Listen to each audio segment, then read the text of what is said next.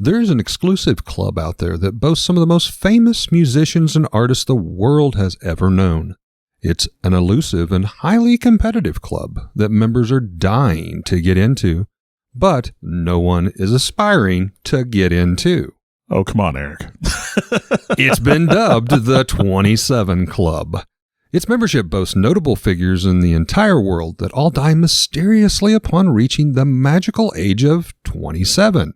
The idea of the 27 got its notability in the early 70s with members like Jimi Hendrix, Jim Morrison, and Janis Joplin. However, if you dig deeper, it spans back far beyond and is still going strong. The club only seemingly to broaden its membership, now not only to musicians, but actors and even sports figures and athletes, stretching its shadowy arms to grasp whomever might make a deal with some who speculate could be the Crossroads demon for fame, fortune, or talent in exchange for their soul. Join us tonight as we take a walk to the crossroads to understand the elusive and bizarre 27 Club. From a child born into this world, we are taught what to believe. Closed-minded we become, fearful to be deceived. Still we desire to know what lies beyond that locked door. The art of the storyteller, conjuring tales of legend and lore. History hidden, lost knowledge, things forgotten and the unknown. These are the things that direct us and will set the tone. Welcome, friends, to another episode of Nightmares on the Lost Highway.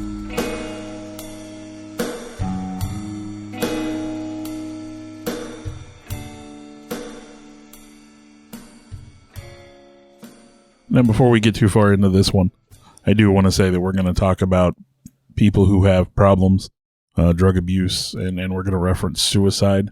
So if you are dealing with any of these issues, again, we always want to put this disclaimer on there. Absolutely. There are resources out there. There are people that want to help you. The suicide hotline, drug addiction centers, all sorts of resources to there are other possibilities and solutions. Absolutely. So please take time to look into those kind of things. Again, what do they say now? Trigger warning. So trigger warning. We're going to talk about some things. Well, this is not, a comprehensive, complete list of what some would consider all 27 club members. I can't speak for Bill, but in my own research, I focus mostly on the music related deaths for the most part. However, if you want to add in actors, wrestlers, athletes, the list can exponentially grow. I looked at people from all types of celebrities, so I do have some sports people and actors. Specifically, I did want to talk about Anton Yelchin and his story, because whereas a lot of these people, they died tragically, let's be honest, a lot of them did it to themselves in the end. Yeah, absolutely. But then you have Anton Yelchin, who died in just this freak accident, which I'll talk about when we get kind of later on. My list, of course, because I'm this guy, is sorted chronologically, so I go through there. That's the way I did mine too. But yeah, you have this 27 Club, and I remember, I think I first heard about it, of course, with Kurt Cobain. Yeah. That was kind of the second rebirth, I guess you would say. You had Jimmy and Jim Morrison, and that was kind of the first, and then I think Kurt Cobain brought it back, if you will. And then, of course, since Kurt Cobain has passed, there have been several artists that have passed. And again, my list isn't comprehensive either. I sort of stuck to people that I knew or that had, that were probably better known. There's definitely a lot. There was a K-pop star that died not that long ago. Mm-hmm. And, I'm not into K-pop. So. Well, yeah, I found some, to prove that it's not just, in England or the UK or America. The Philippines, Japan, China, you can find the 27 club members all over. But as Bill said, some of those I simply had never heard of. No offense, but I think most of our listeners are here in the United States. So that's kind of where I tried to hold close. Being the historian of the group, I went back, and what I think is the first member, if you want to say the founding member, might be Alexander Levy. He was born in 1864 and died in 1892. He's obviously not the first to die at age 27. However, Alexander Levy is probably certainly one of the best, with some international notoriety, being remembered in this elusive club. Brazilian composer and pianist, most considered to be the founding member of the 27 Club. Contemporary critics put in the same class as such greats as even Mozart. He started composing music at the young age of 8. And on January 17th, 1892, at the age of 27, he reported feeling ill. Within a very short time, death claimed him, with doctors attributing it to a cerebral congestion and cardiac arrest. To this day, in Brazil, his home country, a living trust still exists in his name. Now, see, I have a different first member. His name did come up, and mine is a little bit after that. So, you know, if we want to proceed timeline-wise. Yes. Blues musician Robert Johnson, who died in 1938. He was born in rural Mississippi, and he was largely unknown in his own time. I love this story. He was later rediscovered in the 1960s. Now, according to legend, Johnson sold his soul in exchange for his great talent, which he showed on street corners throughout the Mississippi Delta. Now, he recorded 29 songs between 1936 and 1937. Many were chilling folkloric songs about things like hellhounds and the devil and just general despair. Me and the Devil Blues and Crossroads Blues. Now, his songs have been covered by the likes of Cream, Captain Beefheart, and the Rolling Stones. And of course, you know, like any musician, and we talked about this earlier, we touched on this, the man was partial to women and whiskey, and sometimes the combination of the two gets a man in trouble. He made the moves on the wife of a roadhouse owner where he was playing, and then was offered an open bottle of whiskey from someone who he drank from it. He was a whiskey man. And he died 3 days later on August 16th, 1938, of strychnine poisoning and pneumonia. Wow, imagine that. They think the club owner poisoned him. Messing around with his wife. What we have is sort of the beginning of this selling your soul for talent. And the first mention of the Crossroads Demon, the pacts with the devil. So I went back a little bit. Now, of course, the Crossroads Demon lore, if you watch Supernatural, it's like every other episode. But, you know, there is this belief all the way back, in Faust, I think. He wrote about the Crossroads devil that you could go and you could exchange your immortal soul for talent or knowledge or whatever. Yep. Now, of course, it was alleged that Johnson traded his soul to the devil in exchange for blues talent. And there's actually a documentary entitled Devil at the Crossroads, the story of Robert Johnson. Good story. So, but while living on a plantation in rural Mississippi, he wanted to become what he called a great blues man. And so at some point he was instructed to take his guitar to the crossroads near Dockery Plantation at midnight. Now, this is a quote from the story. I'm not trying to, imply anything. But there he met a large black man who was alleged to be the devil. Now, the devil took the guitar from Robert Johnson, and he tuned it a little bit and plucked a couple notes, and the devil played a few more songs there, a little bit on it, and then he returns the guitar to Robert Johnson. And in that exchange, Robert Johnson was given mastery of the instrument in exchange for his soul. And so, in exchange for his soul, Johnson became the great blues man that he had always dreamed of. Now, of course, this story ends at age 27 for Robert Johnson when he dies under tragic circumstances. And so that implication, at least with Robert Johnson, is, of course, that he traded his soul for talent. Other musicians on this list who have tragically died, I'm not trying to say they all sold their soul to the devil, but it's, is that what's going on? I mean, I know that's sort of the legend. Of that part of the legend, absolutely. Now, I'm going to rewind you a little bit there. Go back a year before his death, a year and a half. This young man, again, as a struggling musician, especially the blues, there's only a certain number, especially during that time frame, of places you can play. He was actually almost ran out of town because people that they interviewed later said he was so horrible playing the guitar. He, in the biography story, it actually talks about him going into this tavern where a lot of the blues players played. And he was like basically filling in, like the band would be up there, they'd take a break, and he'd just jump up on stage and try to, take over the show. Not that he even had anything planned with the owner or anything. And people would say, "We will pay you to stop playing. You are so bad." So this transition from being terrible to great in a period, they say, of 1 year. And ironically, after that incident, I mean, whose feelings wouldn't be hurt? Let's be honest. He left town mysteriously, was gone, they said, right at 1 year, and returns. He has an extra string that he has now connected somehow to his guitar. So he's playing an extra string, and he has this, one of the glass slides that is now very typical with the blues music. But from what I understand, he's one of the first ones that kind of birthed that into it. And he goes back into the same place where these same musicians were that mocked him and laughed at him.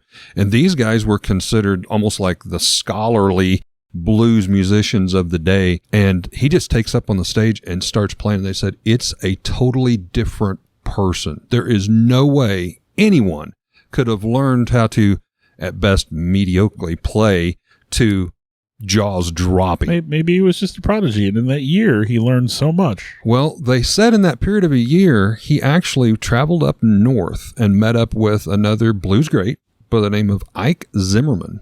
Now, Ike was kind of an odd duck.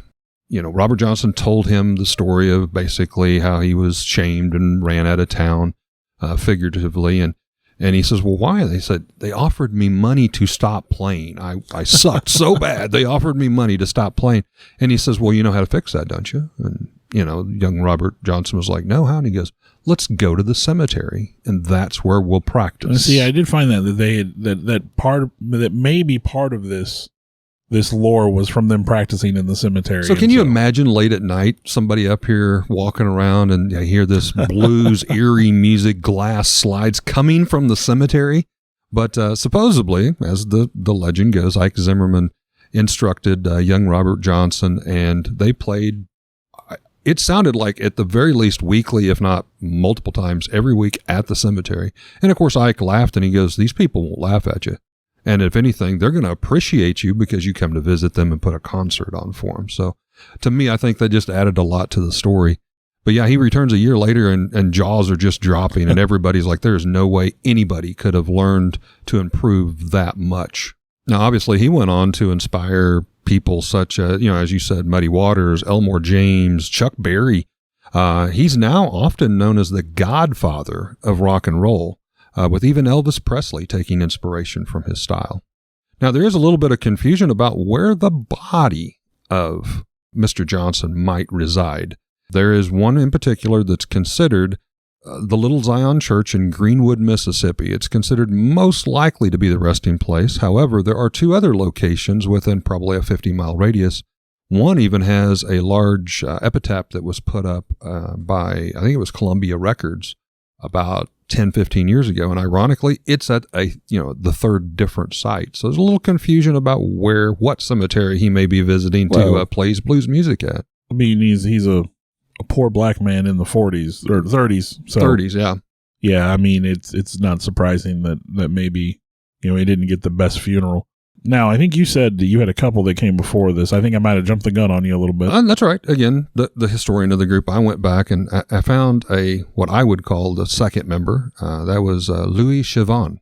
Now, we traveled to the U.S. to find the first member of the 27 Club, known as the King of the Ragtime Players. He was an early composer of the ragtime music, being born in 1881 and dying in 1908, again at that magical age of 27. He's buried a little closer home to us, up in St. Louis, Missouri, at the Calvary Cemetery. There are no known recordings to listen to his music. However, his work is featured in hit movies such as The Sting 2 and Scott Joplin, the movie. Death was reported to be due to starvation due to being in a coma with multiple sclerosis. What a way to go. Yuck. Third one I had down was Myrtle Gonzalez, buried at the Calvary Cemetery in East Los Angeles, California.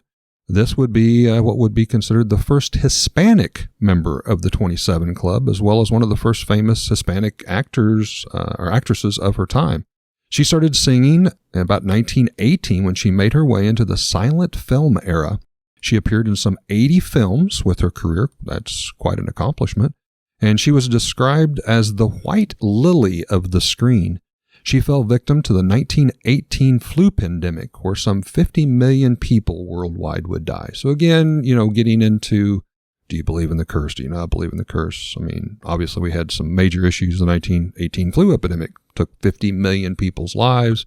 Well, some would argue, well, she was just one of those. Well, and I think you and I had this conversation back in the early days of COVID, and that history doesn't necessarily repeat, but sometimes it rhymes. Mm-hmm. In the 1920s, you have this, what was it, Spanish flu, I think? Spanish flu, influenza. And we don't want to, disparage the Spanish, but that's what they called it. I can't help that. It was dubbed back then. We didn't and claim then, that. In the 2020, we have the whole coronavirus thing, which we all are still dealing with at this point.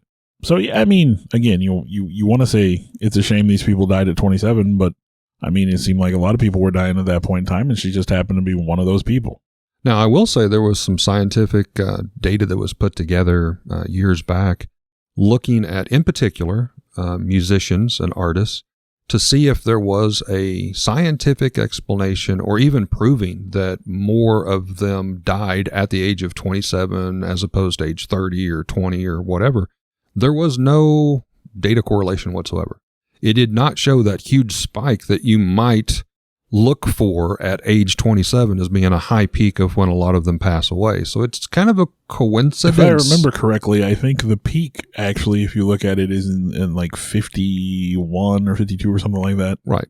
I think I saw some details on the same study. That makes sense to me because, again, I hate to stereo label, but I mean, a lot of people in that art form are known for alcohol abuse, drug abuse, and at that age, your body begins to kind of catch up if you've done that a lot. So I'll move on to, what I considered number 4, of course, was Robert Johnson that we already talked about. My number 5 is Jesse Belvin. He was born in 1932 and died in 1960. He resides at the Evergreen Cemetery, Los Angeles, California, in Section G. You might not recognize his name, but surely most of you might remember the song Earth Angel, which he co-wrote and performed with the group called the Penguins. The song's popularity was revitalized with the movie Back to the Future. He was a talented musician and songwriter in his own right as well, but his life was cut short due to a car accident in Hope, Arkansas, which was in 1960. It claimed the life of not only him, but his wife, Joanne. Now, Belvin had just performed in the very first multiracial concert in Little Rock, Arkansas, just hours before the tragic car accident. During the performance, several white supremacists slurred racial hatred towards the performer on stage. According to the investigators, the couple had left Little Rock, got a short distance away into Hope, Arkansas, where they were killed in a head-on collision. Now, to add a little bit more intrigue to this, there was apparent evidence that the brake lines and or tires had been tampered with, most likely by one of the protesters at the concert earlier that night. Jesse was, of course, age 27, and his wife, slightly younger, Joanne, was 23. And then I think that brings us into Brian Jones of the Rolling Stones, which Bill has. Yeah, now, the 27 Club officially starts with this next batch of unfortunately young folks that were tragically lost. And so this is where, like I said, the 27 Club sort of starts here. Now, you start looking back at famous musicians and the time they died, then you find the earlier examples, like I said, Robert Johnson, and then the folks you talked about. The pieces of the puzzle weren't really there yet. But this is kind of where it started. So between 1969 and 71, we lost a handful of musicians for various reasons, sort of unexpectedly, and they all died at the age of 27. I think there were 4 or 5 here. And so, like you said, Brian Jones, one of the original founding members of the Rolling Stones. Yes. So, I mean, obviously this guy had a career path, right? Like, the Stones are still going on today. Yeah, a super talent. Now, unfortunately for Brian, he developed a severe substance abuse problem, and it started to take its toll on his health by the mid-60s, landed him in jail, and then alienated him from his bandmates. And they eventually forced him out of the group in 1969. Now, he's found dead July 3rd, 1969 at the bottom of his own swimming pool, and police reported that he had drowned while under the influence. Now, recent evidence, however, suggests that there may have been foul play involved, and Keith Richards himself has said, and quote, "And still the mystery of his death hasn't been solved. I don't know what happened, but there was some nasty business going on." So Keith Richards even suspected that maybe it wasn't, something a little bit more than an accidental drug overdose. Now, one thing I did like about Brian Jones that stuck in my mind of what you might remember him for, is if you didn't already remember him for a founding member of the Rolling Stones, was he played the sitar. That was that weird-shaped guitar in the song Fade to Black that does that opening. Oh, yeah. And if you are into music at all, I mean, that is a staple in music. So he's the guy in the background sitting there playing this. It's called a sitar, oversized kind of barrel-looking guitar that's right in that Fade to Black. And I mean, it just kind of brings goosebumps to you when you hear that. So, of course, next on the list is Jimi Hendrix. And we don't need to go into a lot of detail on Jimi Hendrix. If you don't know who Jimi Hendrix is and you're a music fan, you're not a music fan. And I'll admit, like, you know, not the biggest Jimi Hendrix fan, right. But you have to appreciate what the guy could do with a guitar. Man, he could play. So, known as one of the greatest electric guitarists of all time, he had a brief but stellar 4-year career. What most people don't realize, Jimi Hendrix is technically a one-hit wonder. Yeah. He had one top 10 song ever, and then that was it. And you think of Jimi Hendrix, and you think, well, this guy's just like a master of the art. He's this celebrity, and really one of, like I said, one of the greatest one-hit wonders of all time. Now, he died in London on September 18th, 1970, due to asphyxia due to drug use. Now, stories vary, of course, you know, these celebrities and you know, the drug culture of the time. It's not sure, like, did he take this? Did he take that? The story that I heard that I think was repeated most often was he took an entire fistful of sleeping pills to go to bed and then was already under the influence and apparently threw up in his sleep, and because of the sleeping pills was unable to wake up, and his girlfriend had apparently done the same thing. She'd taken a bunch of these sleeping pills, so she slept through it. Again, I mean, tragedy. It's right. just a combination of unfortunate circumstances.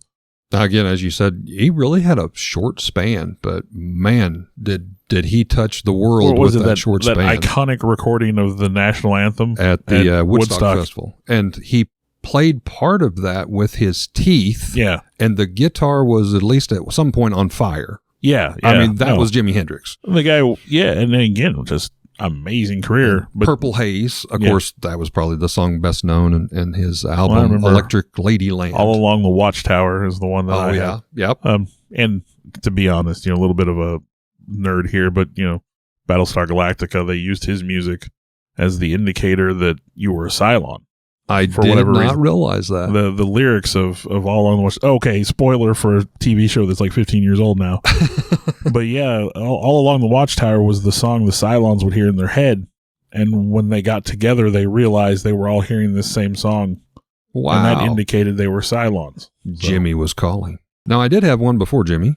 Okay. This one I wasn't as familiar with, but I thought he needed to at least be mentioned. It was Alan Wilson. He was also called Alan Blind Al Wilson. His resting place is actually, for his ashes, is the Sequoia National Park in 1970. He was a rock and blues musician like many of those before him that we've talked about, probably best known for co-founding the band Canned Heat. The group formed in 1965, where Brian was the principal songwriter, guitar player, and the frontman.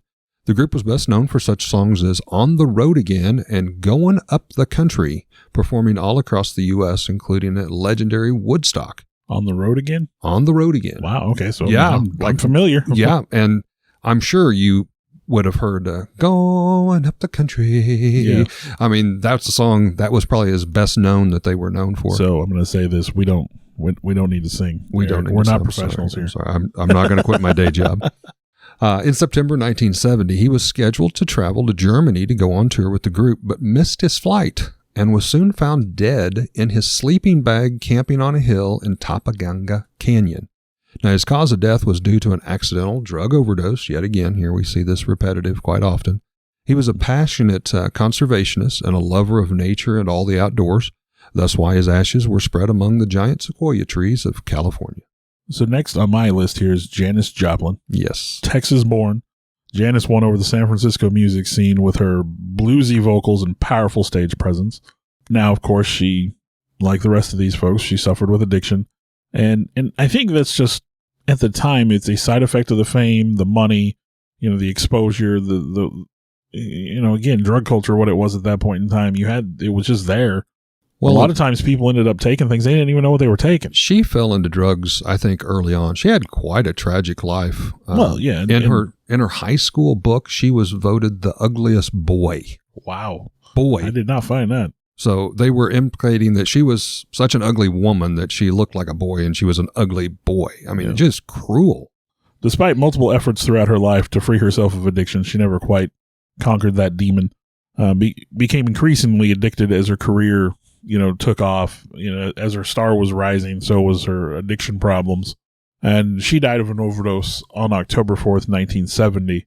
Well, she started the group Big Brother and the Holding Company, and where her unique voice simply just stole the shows. It was quickly figured out that Big Brother and the Holding Company wasn't even referred to the group anymore. It was Janis Joplin's group, which kind of caused a little bit of a riff. So she went on into her solo career, which she had much better, great success. She recorded such songs as Me and Bobby McGee and A Piece of My Heart, at which time she was invited, like many others before her in the 27 Club, to perform again at Woodstock Music Festival. Now, as you said, on October 4th, 1970, she was found dead of a heroin overdose in room 105 of the Landmark Motor Hotel, which has now been renamed to the Hollywood Gardens Hotel, and you can stay in the room that Janis Joplin passed away in. And finally, as part of this group, you have Jim Morrison. Jim Morrison was a poet, avid reader of philosophy, and founding member, lead singer, and lyricist for The Doors. If you're not familiar with The Doors, People Are Strange, Come On Baby, Light My Fire. Riders in the Sky. Yeah. Break On Through to the Other Side. The Doors it was The Doors. So, again, another great band that was unfortunately too short-lived. By 1969, his drinking had become problematic and routinely made him late for performances and drove him to wild on-stage behavior. I think probably best known for their performance on Ed Sullivan, where they were supposed to change the lyrics and everything, and he got right up in the camera and sang the original lyrics to Come On Baby, Light My Fire. I think they didn't want him to say something about getting higher. Yes. The implication, obviously. Yes. But Lizard, as he called himself, the Lizard King. The Lizard he got King. right up there in the camera. He wasn't going to be reined in. Nobody's going to tell him what to do. So on July 3rd, 1971, he died due to a heart attack, apparently caused by a heroin overdose while living in Paris. Found him in the bathtub. And again, these are what we call the founding members of the 27 Club at this point in time. Well, again, you had mentioned one of the others. His death was also, you can find several articles where it is alleged that it could have been a murder or foul play. Something else was involved. Well, and apparently he had a longtime girlfriend that died not too long later at the age of 27. Yes, I actually have her. So. Yep. Well, as Bill was saying, at this point, 1969 to 1970, maybe 71, many of the musical legends that we first mentioned of the 27 Club was born, and its speculated origins and meanings. You've had Jimmy, Janis, and Jim. The three J's, as they're often referred to, seem to be too large of a loss to be ignored or understood. And I might add, looking again at the statistics and scientific data, as I already said, there's no sign of famous people, much less musicians, dying more so or less than the age of 27. Well, and again, any other year. When you look at that particular group and how they all passed, again, now a couple of them, there may have been some sinister, involvement, but, drug overdose and whatnot. It seems Abuse. like they just can't quite handle their fame and the pressure that comes with it, which is all too typical. We'll get to Kurt Cobain as we go through this, but it just seems like you have this level of celebrity. I think there's a good quote in an Ozzy Osbourne song, Ordinary Man. I was unprepared for fame, and then everybody knew my name. It was like, yeah. And at a certain point, you can't escape it. And some people, okay. I'm gonna talk about another celebrity. I saw an interview with Brock Lesnar. You know who Brock Lesnar is? The wrestler? Oh, yes. I saw an interview with him where he was talking about how uncomfortable he is around people. Now, you'd never know it. This guy performs in front of hundreds of thousands of people in live arenas, and he's in millions of people on television every week. And he said he goes, I can't handle people. He goes, I can get out there and I can do that, but then I've got to take a week to get ready for the next, for the next Monday. He goes, I got to go to my ranch and I got to get away. He goes, I can't stand being caught in an airport and people mobbing me and stuff. So, celebrity. All the paparazzi chasing you around. And some people do what they do because they like what they do, not because they want the fame. And I think the fame is probably, it's got to be hard to deal with. I mean, the fame itself is a drug. Doing our podcast, we certainly don't have to worry about fame, but if you constantly ran into people, Bray Wyatt, another wrestler, I saw a video with him where he was getting on a bus with his two children, and this guy runs up and is trying to get him to take pictures and sign stuff. And it's like, this guy just wants to hang out with his kids, know? Give him a break. Eminem talks about it where he's at, restaurants with his daughter and people run up. Or was it Dave Chappelle? People running up and quoting, I'm Rick James, bitch, while he's having dinner with his 6-year-old. Yeah. Like, come on. Inappropriate. I can't imagine that level of fame. And I don't think we'll have to worry about it, Bill. I don't think it'd be easy to deal with. Not that I'm going to turn to drugs if I ever get there, but...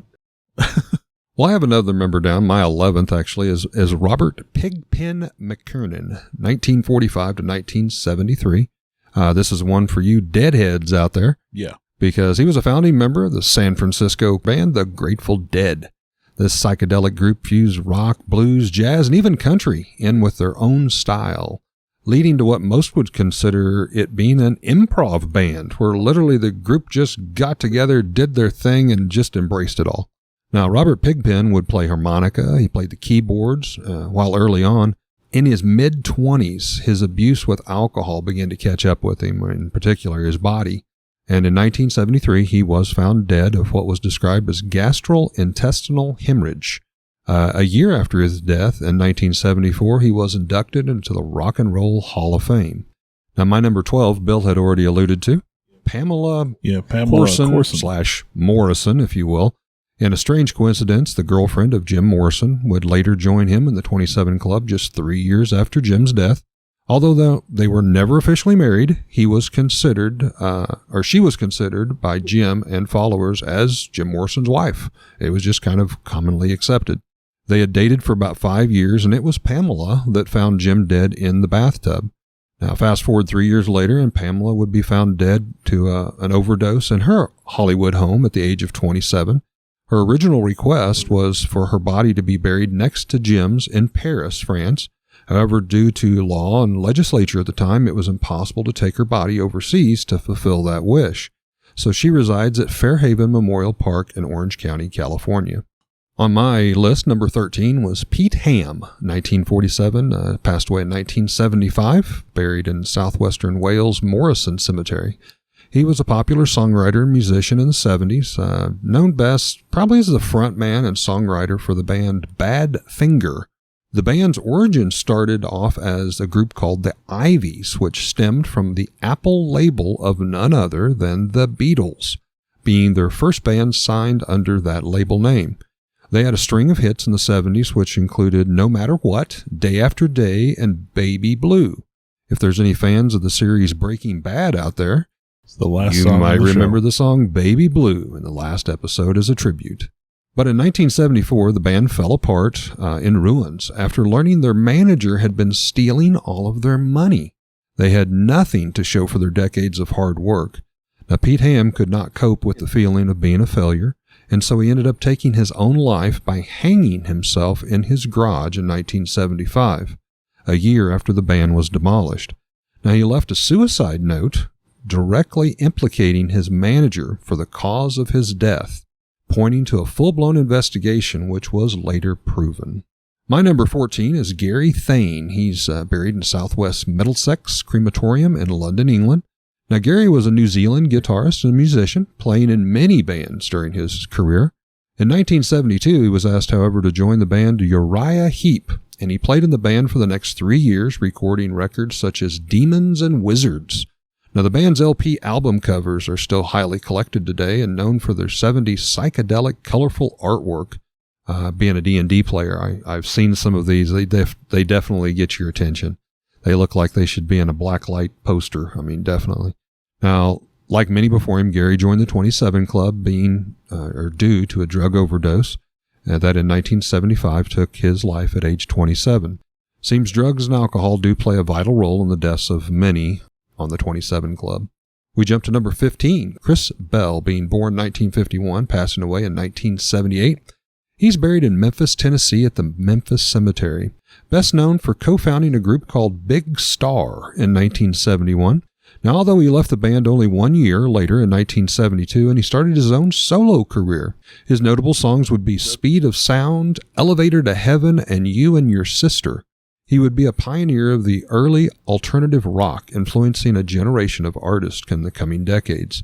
He died on December 27, 1978, when he lost control of his sports car after returning home from a band practice. In an eerie string of events, the car struck a wooden light pole, which in turn broke and then fell upon him and his car, crushing his body. Next, I have number 16. As we reach the 1980s, it is Dennis Dale Boone, commonly known as D. Boone. He resides in Green Hills Memorial Park, Los Angeles, California. And in 1980, D. Boon founded the alternative rock group Minutemen. He was a singer, songwriter, and played guitar for the band. In their 5-year career, they recorded 4 albums and 8 EPs. Most popular songs was This Ain't No Picnic, and if you're a fan of the TV series Jackass, you might well recognize the song Corona as the theme song opening for each and every episode. This continued until D. Boon's death in 1985, where he was killed in a van accident in the middle of the desert, kind of under weird circumstances. Another tragic legacy to add yet another name to the 27 Club. Now, primarily we focused on musicians. I think you said you did mainly musicians. But I have found that this list has grown actually to include people outside of just the music industry, or people that were sort of tangentially related. You could argue that Jim Morrison's, girlfriend, not a musician herself, or maybe she was, I don't know, but again, on the list because of her relationship to Jim Morrison. So the next name I have, and you may not have him on yours, is Jean-Michel Basquiat. I did come across him. Quite a popular artist. He was included. He was involved in the music industry, albeit just a little bit. The year he turned 20, he became an art world celebrity. He was self-taught and born in Brooklyn, and he'd spent the late 70s painting graffiti around Soho. He would later on go on to collaborate with Andy Warhol, which, I think... Major. May be familiar with Andy Warhol and his kind of weird painting style, the Campbell soup can watch thing it and now. all that. Watch it. Hey, it's not my cup of tea, but that's just me. He did go on to date Madonna and then would appear in Blondie's Rapture video. Love that. Was associated with the music industry. Now, as his fame increased, so did his taste for, those illicit substances that we have touched on in almost every story so far. In particular, yeah. And in 1988, he passed of what they call acute mixed drug intoxication, which to me sounds like he's just whatever he could get his hands on. Now, in 2017, I thought this was interesting. One of his original paintings, which was a graffiti skull, sold for $110.5 million, setting a new record at the time for any American artist. Wow. So that, again, tying him to the 27 Club and possibly the alluded selling your soul for talent, $110.5 million, setting a record for artwork of an American artist. I jump on to my number 18, Pete de Fristis, I believe is the way you pronounce his name. Buried in Oxfordshire, England, White Hill Burial Ground. He was a rock drummer, remembered for playing with the group Echo and the Bunnymen. You got to love some of the names of these 70s. They actually covered People Are Strange by Jim Morrison. Yes. Their biggest hits was Killing Moon and Lips Like Sugar, which they also used that reverb echo action that got the group very well known.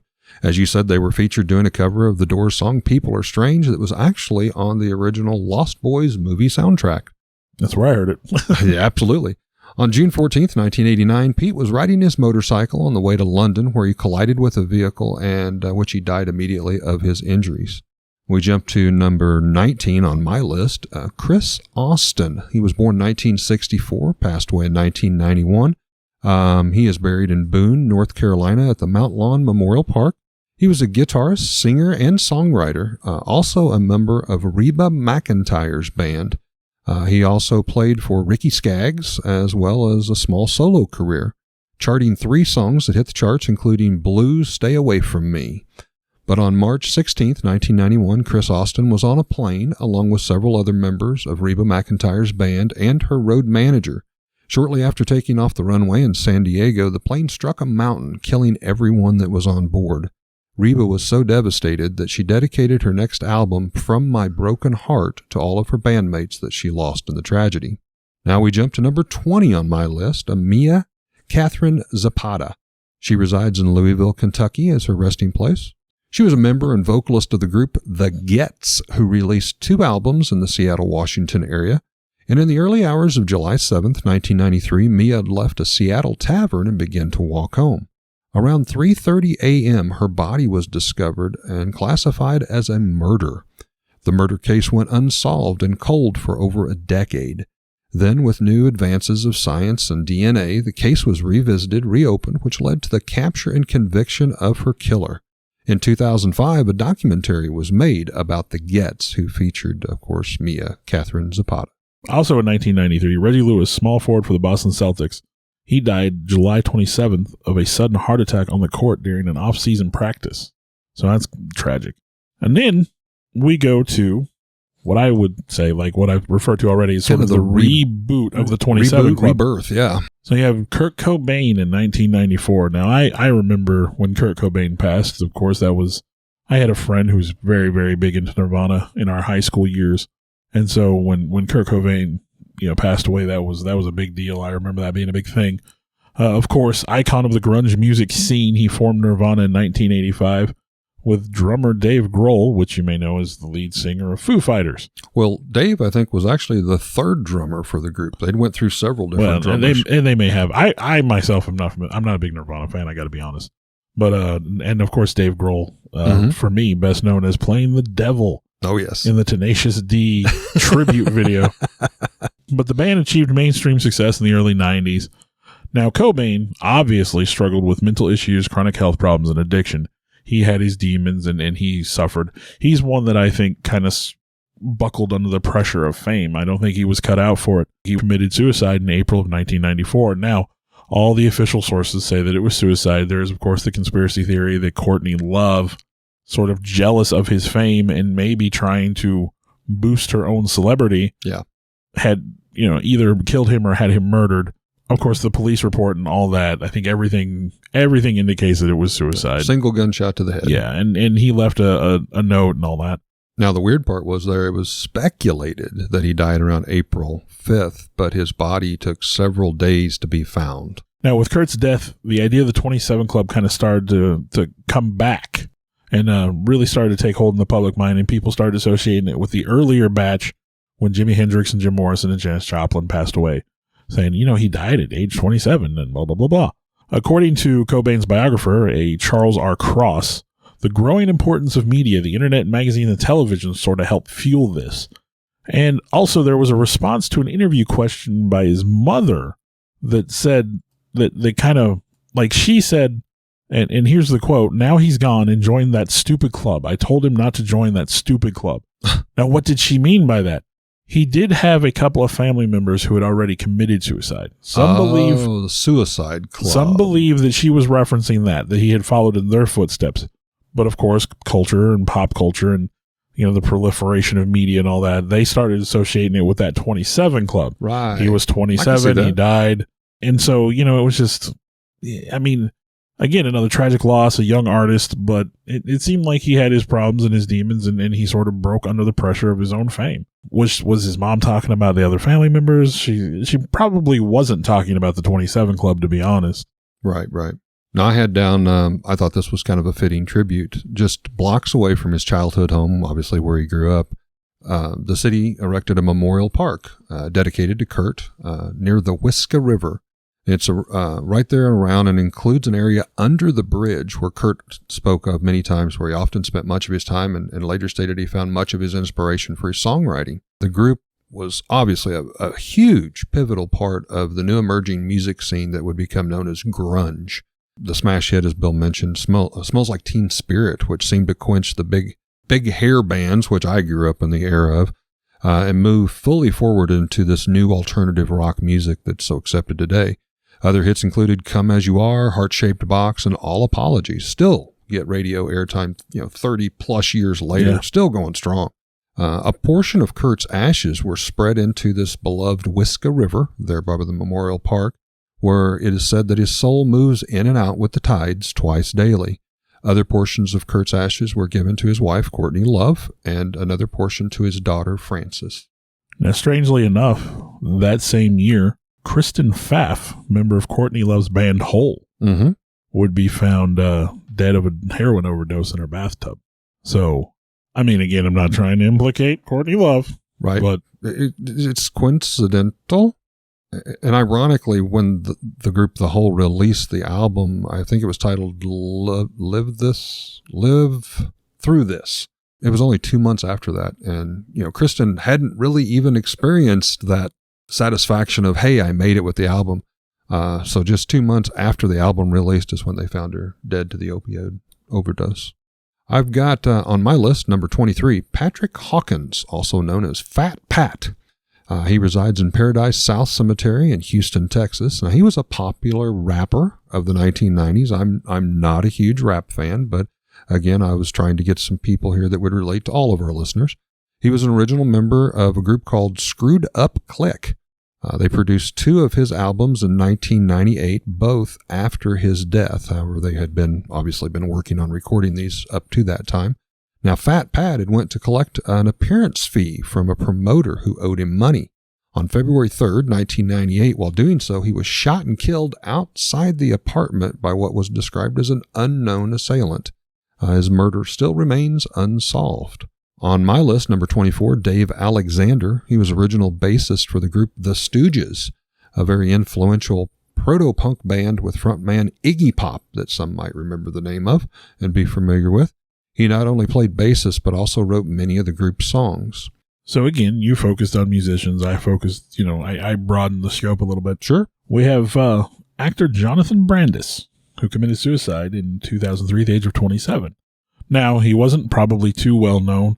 He'd had some bit roles in soap operas and sitcoms, but I definitely learned who he was when he starred in the TV miniseries Stephen King's It as Stuttering Billy, the big brother that made the boat for little Georgie. Yes. So I had no idea who you were talking about until you said that. In 1993, at the age of 17, he got his big break when he became one of the stars of the series seaQuest DSV. Mm-hmm. I remember seaQuest. I do too. Now, seaQuest was canceled in 1996, and Brandis struggled to maintain his fame and his career after that. It's just things did not go super well. He was going to appear in the movie Heart's War with Bruce Willis in 2002. However, all of his scenes were cut before the release of the movie. Ouch. So, yeah, we don't need you after all. Yeah. And a year later, he attempted suicide in his Los Angeles apartment and was later pronounced dead at Cedars-Sinai Hospital. I'm tragic. I'm familiar with his story. If you see his picture, you recognize him. I think he was in a lot of things. He was still a young very boy, young I will man, say, in yeah. like seaQuest and stuff. Yeah, he didn't seem very old at the time. Well, on my list, number 25, probably as far as the musicians go, one of the best known, latest members of the 27 Club would be Amy Winehouse. Born in 1983, passed away in 2011.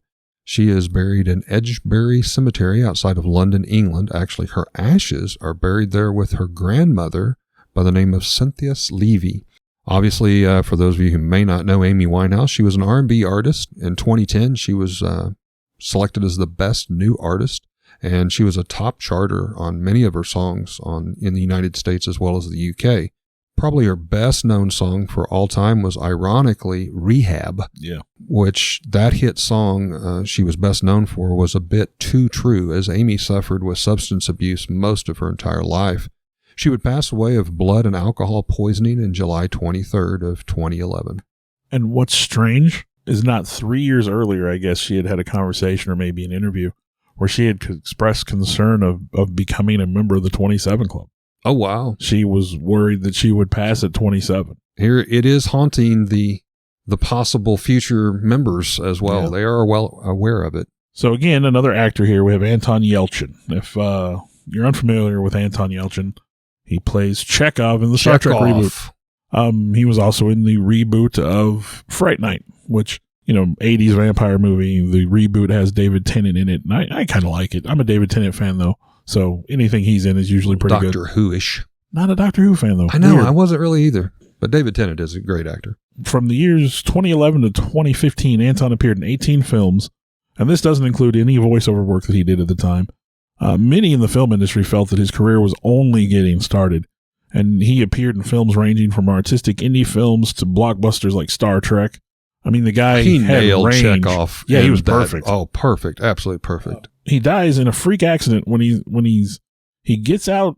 He pulls up to his house. He gets out to go check his mail and check the gate, I guess to unlock the gate, when his Jeep Grand Cherokee rolls into him and pins him against a pillar and the security fence and kills him. Now, I do know that this led to recalls on the Jeep Grand Cherokees, because apparently his parking brake had failed some people could say, well, maybe he put it neutral, maybe he didn't park it right. No, his parking brake failed. Well, and on the pictures that I saw, there was a slope. Yeah, I won't say it was like incline. a gradual. There was definitely a slope to it, but just a freak accident. And then I mean, 2016. you got to wonder. It probably didn't kill him immediately. No, you would think that not. Poor guy, he was probably trying to scream for a and while. if he could get the air to scream. What a way to go! Terrible. So we talk about people tangentially related to the music industry. Mm-hmm. I have here Benjamin Keough, Elvis Presley's grandson, who died July 12th, 2020 by apparent suicide. Yes. So he's the last person I have on my list. I think you've already covered the last one on your list. Yep. We have these artists, these people, these, for the most part, all of these people seem to have just amazing careers ahead of them, and they survived. And again, I think like with Kurt Cobain, like I said, I think they just broke under the pressure of fame for a lot of them. Well, and some may argue, well, you guys mentioned several people I've never heard of. Well, the fact of the matter is, I wasn't even around during some of these. So you have to consider, not only weren't we maybe around to experience it firsthand, but maybe not the particular song or thing that they did, but because they did something a different way, they inspired other artists moving forward, which would change the world. So you kind of got to open your mind up and think about that a little bit. We can't be expected to know every musician and film actor or whatever. The painter Jean Michael guy, obviously I'm not I had never heard of an him. art guy. Never heard of him. But, if you get to stand shoulder to shoulder with Andy Warhol, you must be someone. Yeah, definitely. That guy was definitely involved in all kinds of things in his time. So I think it's time for Headliners. Nightmare Headlines.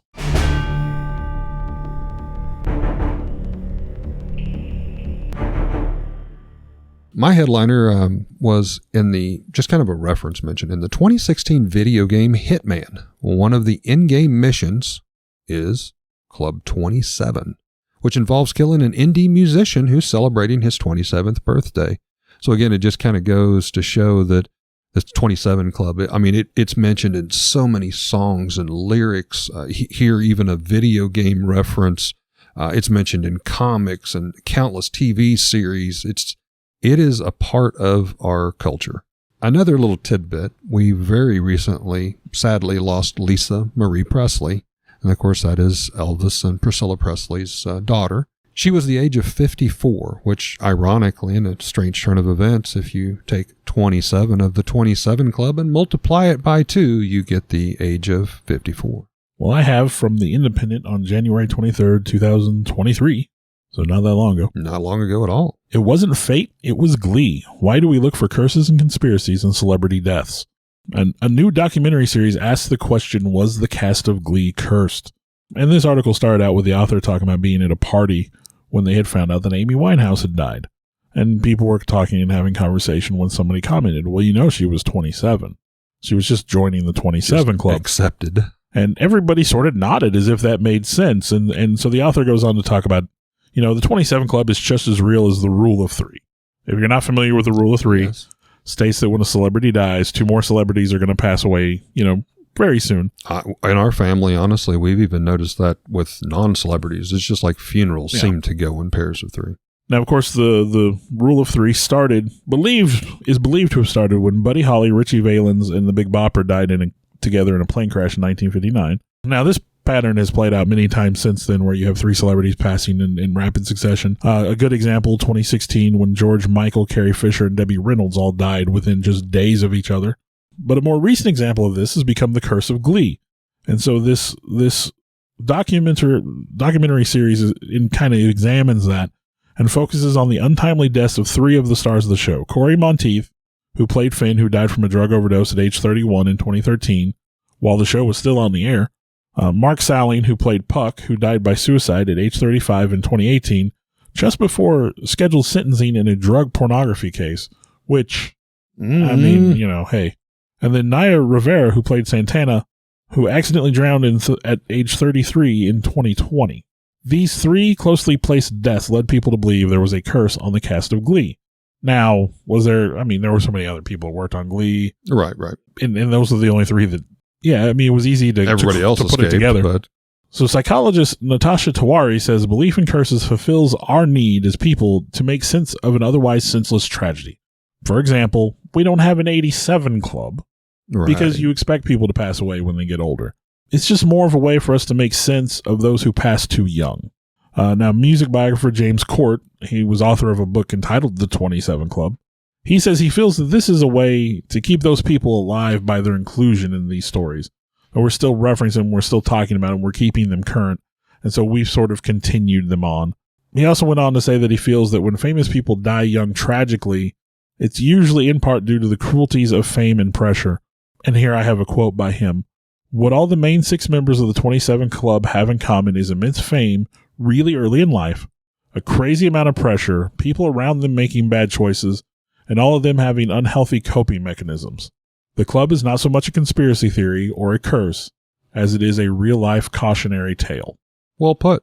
So, the tragedy of fame, the 27 Club, again, I think we said, if you look at the numbers, most famous people actually die in their 50s, so, which still seems kind of young for some folks, but, what's life expectancy these days? 70-something? Pushing probably 74, 75. So if you look at the averages. Well, we hope that you've enjoyed yet another installment that you'll find here on Nightmares on the Lost Highway. And whether you believe in curses or not, hang close. Stay away from those crossroads.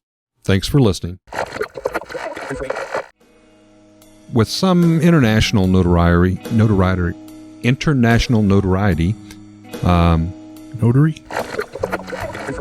within a very short time, death claimed him, with doctors attributing it to I can't talk Cerebral. today. Thank you. Attributing it to a cerebral blah, blah, blah, blah, blah, blah. We're going to have some outtakes this time around. Okay.